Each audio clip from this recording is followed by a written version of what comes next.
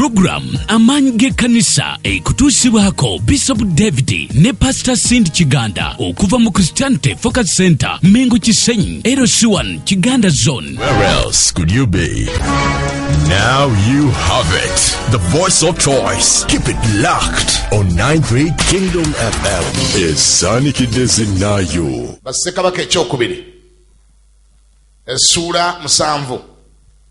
Olunyiriri lwerusooka. Njagala okwogera ku ekyo kyempise. Obukulu bw okukkiriza Katonda Watakkirizika. Obukulu bw okukkiriza Katonda ne bwaba nga tewaliwo kikukkirizisa. Come on, favors me. Basebe ne bannyabo kirabikanga mu nkolagana yaffe ne Katonda tetulinaayo choice yonna okujjako okukkiriza. We have no choice whatsoever except to believe. Kubanga wakati waffe ne Katonda tewaliwo ddiiru ndala yonna okujjako okukkiriza. Mu nkolagana yo ne Katonda bwe muvaamu okukkiriza gwe ne Katonda temulina ddiiru. Kubanga mu language ya Katonda the only thing God understands is faith. Kama ibazwe nga boga ndi businessman yategera language money. There is no business between you and the businessman where there is no money. Kwende bonyonyole mbozi nga nungi okwenkanawa businessman yafundikira abuuza mwebe byoyogedde birungi byempulidde sente ziriwa. Show me the money. Onyonyode mbozi yebadde nungi sirabye sente ziriwa.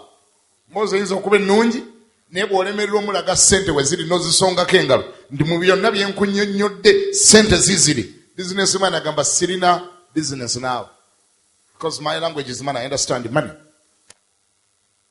Nga bwe bagamba nti munnabyabufuzi yategeera ekintu eki bululu. Mu mboozi yonna gy'oyogera naye mu ddiiri yonna gy'oleeta ayagala omulaga obululu we buli. Gwe kasita omala okunyumya emboozi ye ennungi ennyo ng'akubuuza mu ebyo byonna by'onnyonnyodde akalulu kali sayidi kyawe okalabawa. Akalulu okalabawa olina okukasongako olugalo n'omugamba ndi mu byonna byendeese eyo concept eyo ennungi gye nnyonnyodde ebyo tugenda okukola akalulu keekwesaawo mu ekyo bwe kikulema tolina ddiiru na munnabyabufuzi yayagala akalulu gye muli eyo ne Katonda bw'atyo bw'omala okukola byonna by'okose naye bw'omala okunnyonnyola byonna by'onnyonnyodde Katonda ayagala omulage faith. Show me faith. Where is faith in all that? Where is faith? Okukkiriza kuliwa. Kubanga wakati wange wakatiwo ne Katonda tewaliwo ddiiru bw'abanga tewali kukkiriza. Bayibuli egamba etya nti ewataba kukkiriza tewaliyo muntu n'omu asobola kusanyusa Katonda. Oba ozinye mazina ayagala okulaba mu faith. Bw'oba osaba ayagala okulaba faith.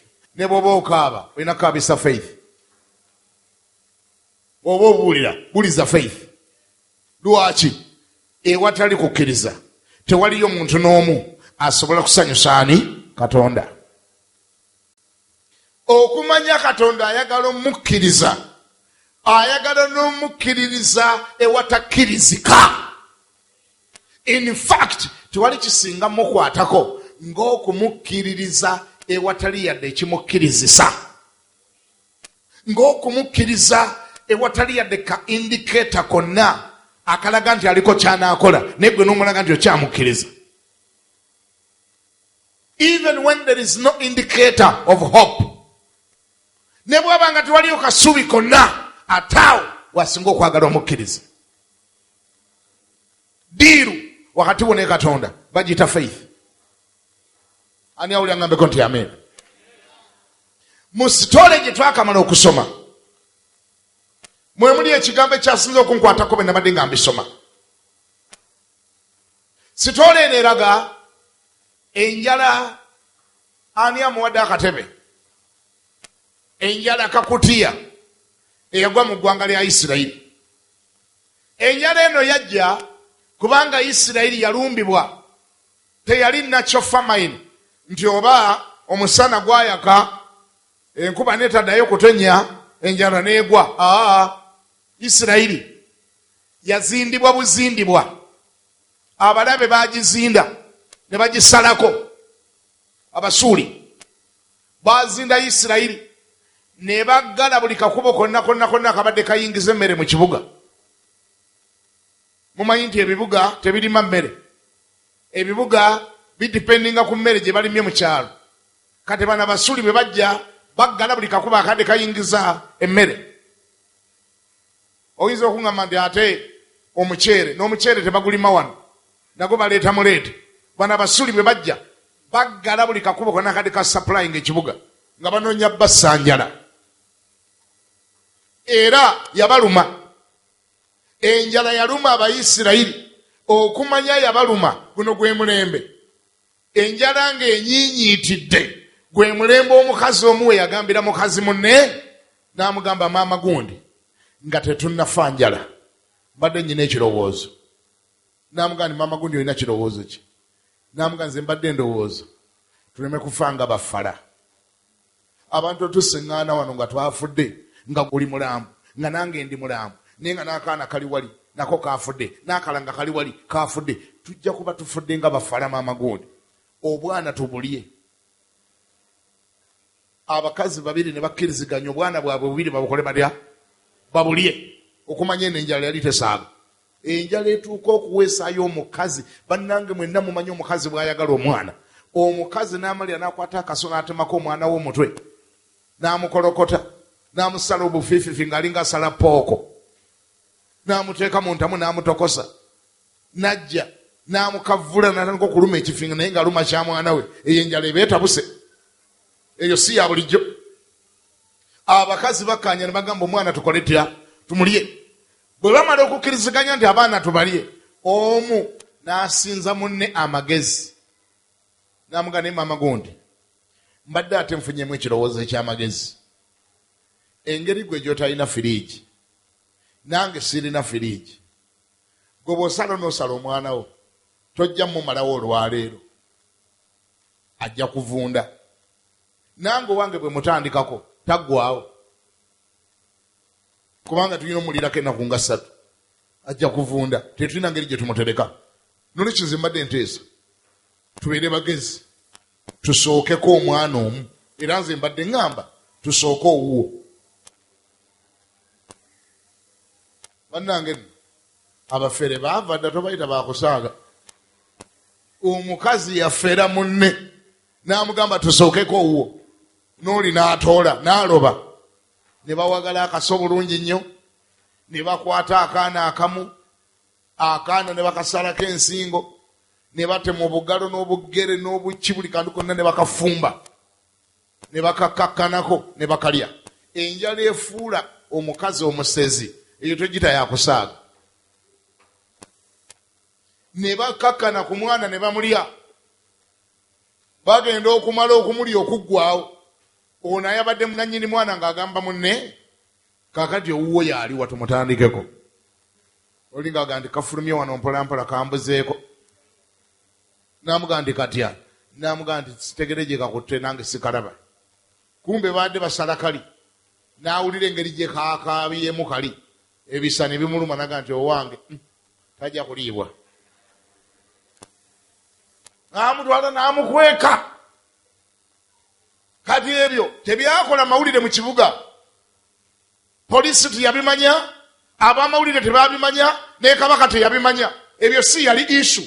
Ebyo babitwala nga biri nnomo, ekitegeeza nti walabika waliwo n'abalala abaali bamaze okubalya. Kubanga era ekibireesa wano si kulya baana. Ekibireesa wano lwakuba byagwa mu matu ga kabaka.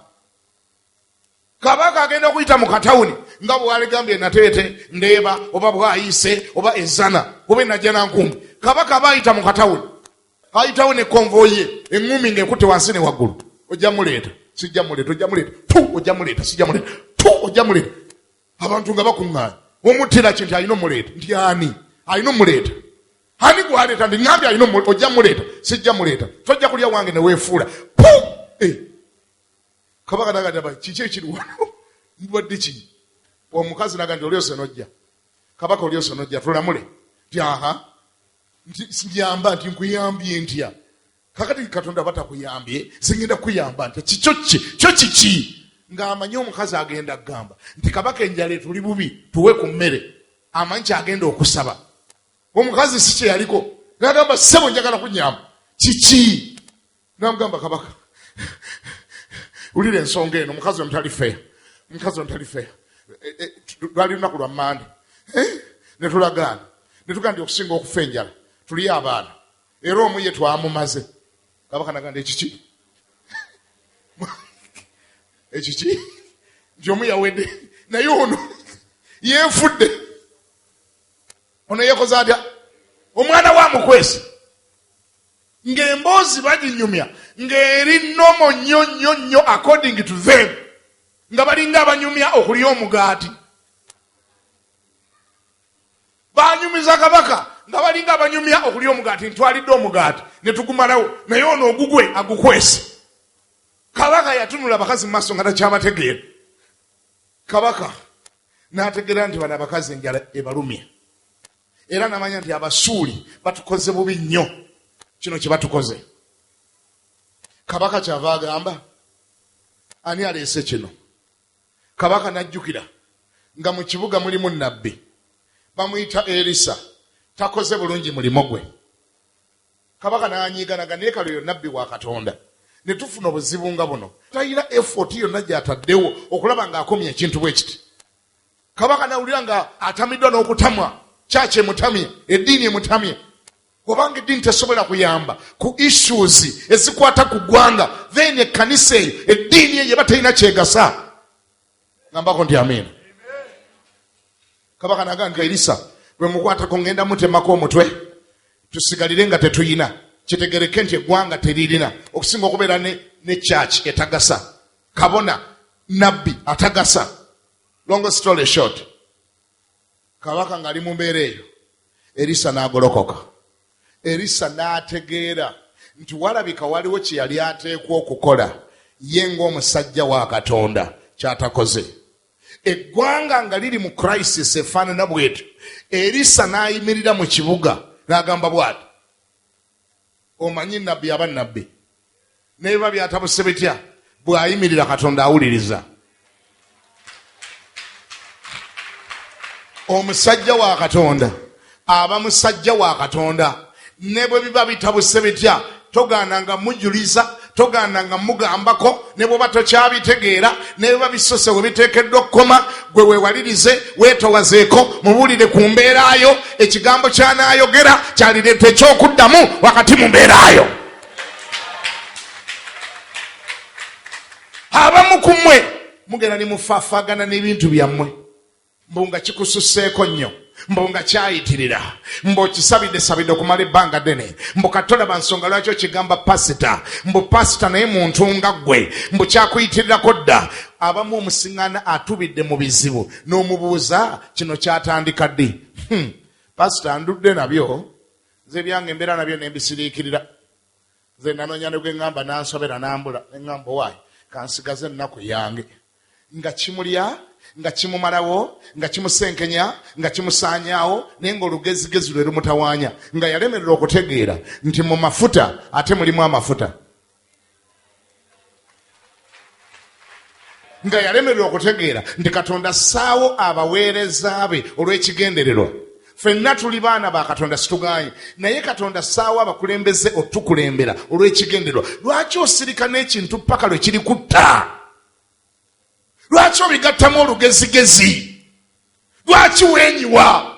Lwaki ogamba nze nabagamba dda bonna nabagamba bagwalira nze oyo sinaga mugamba kubanga nabali be nagamba nabo ndaba balinga ye ate nange nsaba nange Mukama nkimugamba kati oyo bwe namugamba agenda kukyusaawo ki gundi koona ku neiba mukwate na ku mutwe omugende kendeza ku lugezigezi. Bayibuli egamba etya nti nga abaavu naye ate abagaggawaza abangi. Mwana ngoyinza omulaba ng'omusajja wa Katonda ng'atambuza na bigere ng'atunula ng'akyalidde kyamisana ng'empale gy'alimu ze zino omutunzi wange ali kibuye ennyumba gy'asulamu nga yangerigeri simanyi owulira n'ogamba naye Katonda ngenda mugamba nga seeki byenjogera bya konteyina tasuubulanga na ku konteyina. Kati bwe naamugamba ono yalisose n'akola ku bizibu bye gundi ba Elisa abamu balabika nga abatalina nnyo naye bwe balagula ebintu Katonda abissaamu ekitiibwa Mukama n'abiwuliriza Katonda n'akola kubanga bayogedde ng'ambaako nti amiina. Wandyetaaga okwetowazaako leka kulwanagana na kintu kyo wekka wekka. Obanga ekibuga kirimu Elisa obanga ekkanisa erimu goyita pasitawo obanga aliwo goyita omuweereza wa Katonda ne bw'oba omusinga okwambala ne bw'eba emmotoka gy'ovuga nga nnene osiga ku ye simanyi owulira ennyumba yo nnene osiga ku ye wasoma nnyo mumusinga weetowazeeko omugambe Katonda yandimukozesa. Kabaka bwe yeetowaza n'ayita Elisa ensonga n'aziyingizaamu Elisa simanyi owulira kabaka bwe yeetowaza n'abiyingizaamu Elisa Mukama yagenda okwanga kabaka respectinze protocol. Kasita kabaka yeetowaza n'abiyingizaamu Elisa n'ava gye yava n'abiyingiramu ekintu ekyali kibafuukidde zike ekintu ekyali ekinene nnyo ekyabaleetera abakazi b'omu kibuga okulya abaana.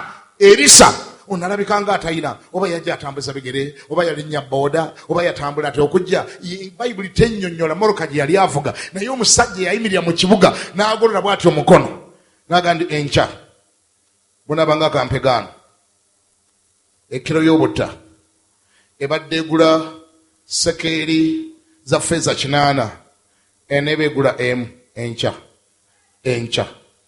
eggulu ne libuuza ani akyogedde nti Elisa mukooneemu bw'aba yakyogedde mukooneemu. Ani awulya ngambeko nti amiina. Lwaki? Kubanga yandibanga yakisasulira omuwendo gwe gw'otasasulanga. Ne mu bizinesi waliyo abantu be bayita ba agenti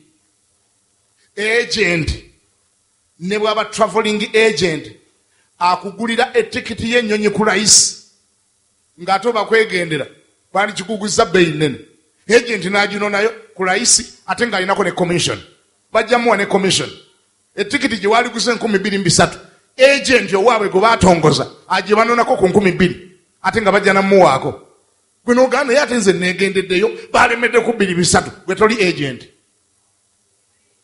waabwe. Eggulu lirina ba agent ngambye nti eggulu lirina ba agent sikyabawulira eggulu lirina ba agent.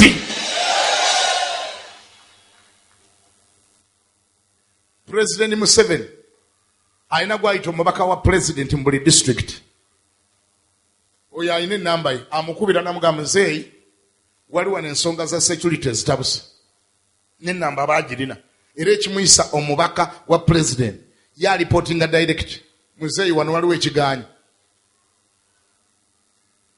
Waliyo abantu nga boogera eggulu ne liwulira. Elisa n'agamba nti enkya bunaabanga kampegaano ekkiro y'obuwunga ebadde egula ettalanta za zaabu egenda kugula sekeeri embweti. Ekyo wakyogerera nga tewalina kiraga nti kisoboka. Enkonome yali etabuse omutwe gw'endogoyi gwokka gwagulanga bw'ozivunjisa mu za $, omutwe gw'endogoyi nga gugula $5 mutwe gwa ndogoyi. Kati ate olwo ogwente kubanga ogwente guba munene okusinga ogw'endogoyi naye ng'ente zo zikyaliwo. Endogoyi ze baategeka endogoyi ezaali ez'okutambulirako endogoyi ezaali meant for transport okumanya bali baalya ente ne bazimalawo embuzi ne bazimalawo endiga bazimalawo amatooke baagamalawo baali omuceede ne gugwawo erumonde yaggwawo ne batandika okulya transport waabwe. Endogoyi, donkeys are meant for transport. These guys were busy eating the donkeys. Endogoyi ne bazirya. Ulire ekira kye baalya. Baalya ebiribwa byonna ne biggwaawo. Ne batandika okulya obusa bw'amayiba. Obusa. Era ng'ekkiro y'obusa bw'amayiba ku mulembe ogwo yagulanga $2. Kati ani agisobola? Omukazi yava aganze kanfumba omwana wange. Omuntu bw'aba alina ekiki ekyo ekimutaasa katulye mwana. Gwe mulembe omusajja mwayimirira. Embeera entabufu bwetyo, economy entabufu bwetyo, nga tewali yadde ekiraga nti Katonda anaakola, tewali yadde akale, tewali yadde ekikkiriza. Owulira omusajja bw'agamba, awo Erisa olusooka, awo Erisa n'ayogera nti muwulire ekigambo kya Mukama bw'atyo bw'ayogera Mukama nti enkya siwulira sina kwosa nkya, sina next week, sina next month, sina next year, enkya, with authority. The man of God is speaking with authority that tomorrow around this time. Uli omusajja drop down gy'aleeta ekibadde kigula sekeri za golodi 8 kyagambye nti enkya kigenda kugula meka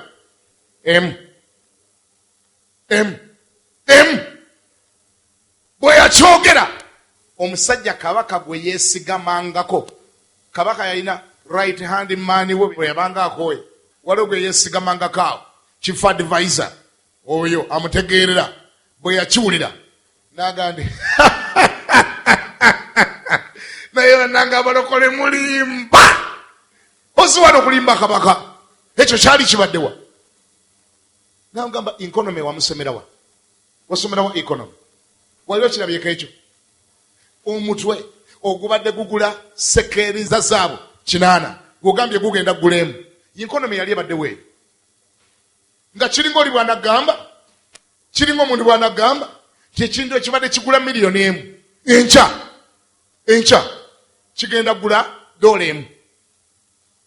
Omusajja yaseka n'amugamba nti oswadde nnyo, kubanga ne Katonda ne bwabanga yasumuludde ebituli by'omu ggulu n'atonyesa emmere ne tuba nga tulonda nnonde, ne bwe tulonda ennonde tesobola kugula sente ezo. Bw'oba oyagala okulaba Katonda ng'akola, jja olugezigezi lwo mu bintu bya Katonda.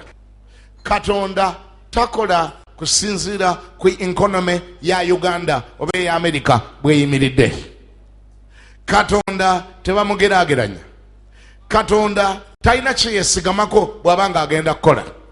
Katonda nga bwe yatonda ensi eno ng'agijja ewatali, asobola okukola ekintu kyonna nga talina kimuyambyeko. Oba omutegeera mukubireko mu ngalo.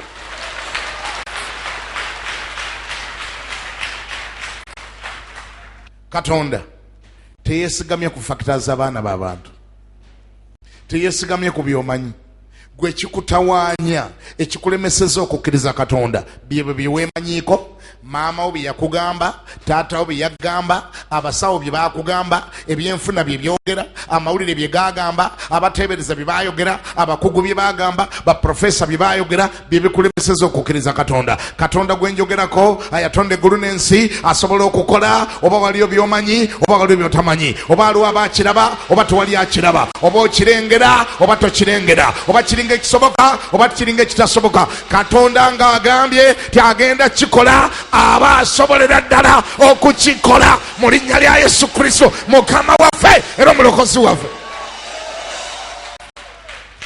Bwe kiba kikulemye okukkiriza, ojja kufiira mu mulyango ng'ono omusajja bwe yafa. Bamugamba nti enkya ng'oli banaga nti enkya kiro ya kawunga egenda kubegula siringi emu eya Uganda. Omwami yakuba kakule n'aseka n'afuula n'obugere n'ajerega ne Katonda. Yajerega ne Katonda yagamba mbone bwaba gudde eggulu n'atandika giwandula ng'eva mu ggulu nga bwegwa wano tesobola ggula ezo. Omusajja n'amugamba owa Mukama nti kaakati ojja girabako naye tojja giryako. Nga bw'omaze n'ojerega Katonda ojja girabako naye tojja giryako. Abatakkiriza nti embaga yo eneebaawo oli wadde mbu kimugamba Nomugandi ojjajjira bane tojjajjirya.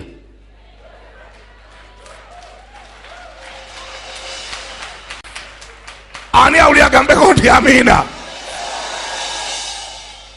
Abakutunuulira ng'osiiwuukiridde nga tebakkiriza nti lumu olyevuga oli wadde mumugamba nti ojjajjirengerako nga njikuyisaako pozi toligituulamu.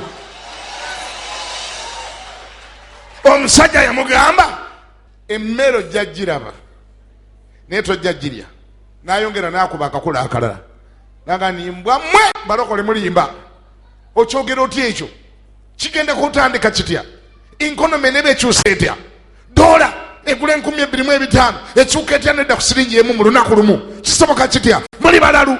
Ebya Katonda byetaaga balalu be basobola okubikkiriza. Ani awulya ngambeko nti amiina.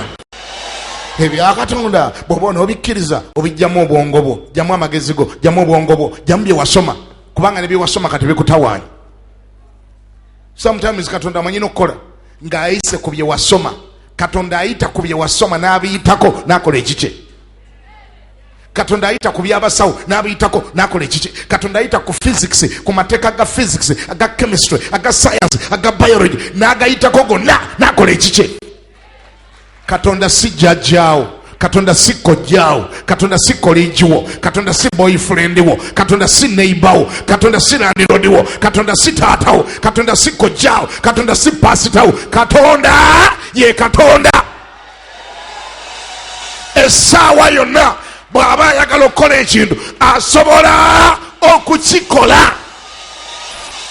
Ani awulira ngambeko nti amiina. Katonda mwawule mu boojerega. Era oli bw'abanga ajerega mugambe nti jerega nze va Katonda, jerega munze. Kubanga singa mbadde nkugambye tinze ngendo kyekolera awali sese nolo kuba nkugambye ti Mukama yagenda kikola, va Katonda. Mugjeeko omumwa, mugjeemu ennyindo yo. Va Katonda, va Katonda. Lwaki? Bw'oba oyagala jerega munze, va Katonda, kubanga ye Katonda. Ye Katonda asobola okukola ekintu kyonna, essaawa yonna, olunaku lwonna, eddakiika yonna, mu kibuga kyonna, ku muntu yenna, nga yeyambisa obuyigirize bwonna, eggwanga lyonna, hayiti yonna, oba yalokoka ddi, oba yalokoka ddi, oba mukazi, oba musajja, oba mwavu, oba mugagga, oba yasoma, oba teyasoma. Katonda ng'amaliridde okukola ekintu, akola ekintu. Ani awulira agambeko nti amiina. Obwo bwe bubaka bwo. Weefulire kopi ya DVD, VCD ne audio CD. Obubaka buno busange ku Focus Media Sales. Beerako buli Lwakutaano essaawa 3:30 paka essaawa 4 ez'ekiro, ne ku Lwomukaaga essaawa 1:30 paka essaawa 2 ez'ekiro. Wano ku UBC Woka. Zino ze programu zaffe eza buli wiiki wano ku Christianity Focus Center buli lwa Sunday okuva ku ssaawa 12 mpaka ku ssaawa 2 ez'okumakya ebeera Bible School, okuva ku ssaawa 2 n'eddakiika 10 ebeera Morning English Service, olwo ku ssaawa 4 mpaka ku ssaawa 8:30 ebeera Main Service, ku ssaawa 10 mpaka ku ssaawa 1 ebeera Deliverance Service. Midweek Service buli Lwakusatu okuva ku ssaawa 11:30 mpaka ku ssaawa 2 ez'ekiro. Lunch Hour Service Monday mpaka Lwakutaano okuva ku ssaawa 6 mpaka ssaawa 8 Kasero ku Stay Lunch Hour Building opposite Nalula Arcade. Tusange Mengo Kisenyi LC1 Kiganda Zone. Okumanya ebisingawo weereza obubaka ku email address cfc@christianityfocuscenter.org oba osobola okuba ku simu noti 42514 Christianity Focus Center, the solution ground. Where else could you be? Now you have it. The voice of choice. Keep it locked on 93 Kingdom FM. Is Sonic Dizinayo.